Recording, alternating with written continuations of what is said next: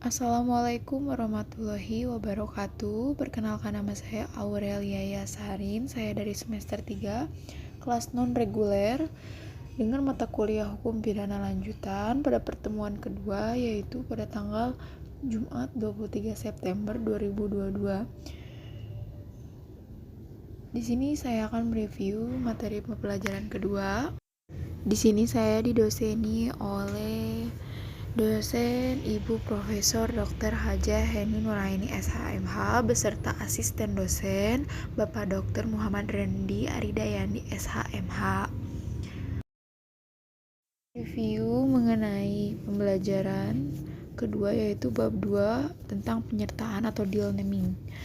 Ada poin A di sini, istilah pernyataan disebut juga turut campur dalam peristiwa pidana, turut berbuat delik, turut serta, deal naming, complicity, dan participation. Dan yang kedua, adanya pengaturan penyertaan.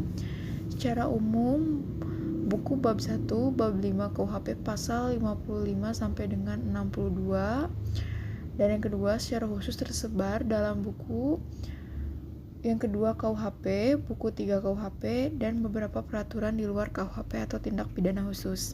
Yang ketiga, adanya pengertian penyertaan adalah apabila suatu tindak pidana terlihat lebih dari satu orang atau beberapa orang melibatkan diri dalam suatu tindak pidana. Dan yang keempat, adanya bentuk-bentuk pernyataan dibagi 5. Yang pertama nih die het plegen atau yang melakukan. Yang kedua die het den plegen yang menyuruh melakukan. Yang ketiga adanya die het medeplegen yang turut serta melakukan. Yang keempat adanya die het uitlooking yang membujuk atau menggerakkan. Dan yang terakhir adanya die het medepleegdheid yang membantu melakukan. Poin 5 adanya yaitu poin E yang tentang penggolongan penyertaan. Menurut KUHP, golongan pelaku bentuk 1 sampai bentuk 4 yaitu bukan pelaku tindak pidana, tetapi pertanggungjawaban pidananya disamakan dengan pelaku. Dan yang kedua, adanya golongan pembantu, bentuk kelima yaitu diatur dalam pasal 56 dan pasal 57 KUHP. Dan yang B adalah menurut doktrin. Yang pertama adanya 1 zelfstandig vormen van deelneming, bentuk penyertaan yang berdiri sendiri, artinya pelaku bertanggung jawab sendiri-sendiri atas perbuatannya, yaitu bentuk pertama sampai dengan bentuk ketiga.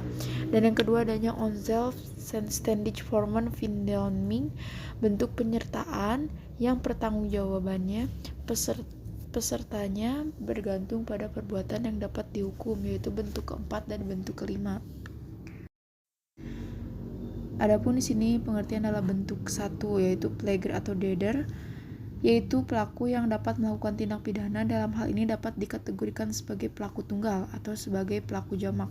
Atas dasar itu ada 2 pandangan. Yang pertama adanya pandangan yang luas atau ekstensif. Pelaku ialah tiap orang yang menimbulkan akibat yang memenuhi rumusan delik pada pasal 55 KUHP. Yang kedua, pandangan yang sempit atau restriktif. Pelaku adalah orang yang melakukan sendiri perbuatannya sesuai dengan rumusan delik. Yang jadi pelaku adalah dader.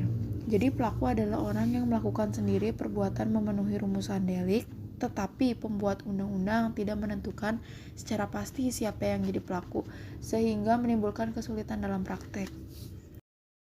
Adanya bentuk kedua atau doenpleger yang menyuruh melakukan, yaitu orang yang melakukan tindak pidana menggunakan orang lain sebagai perantara, tetapi perantara hanya berperan sebagai alat. Dengan demikian, doenplegen mempunyai ciri 2.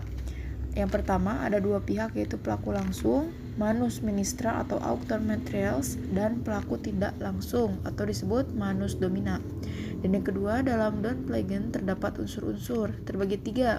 Pertama, alat yang dipakai adalah manusia. Yang kedua, alat yang dipakai harus berbuat aktif. Dan yang ketiga, alat yang dipakai tidak dapat dipertanggungjawabkan atau dimintai pertanggungjawaban.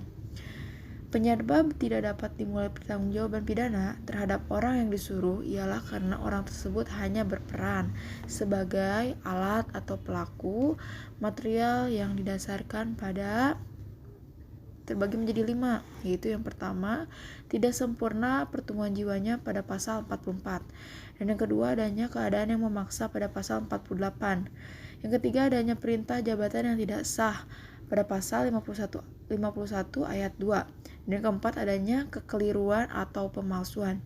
Dan yang kelima, tidak mempunyai maksud untuk melakukan kejahatan seperti disyaratkan dalam undang-undang. Cukup sekian dari saya Aurelia Syarin tentang mengenai review materi pembelajaran kedua. Mohon maaf bila ada kekurangan atau kata-kata yang kurang. Terima kasih. Wassalamualaikum warahmatullahi wabarakatuh.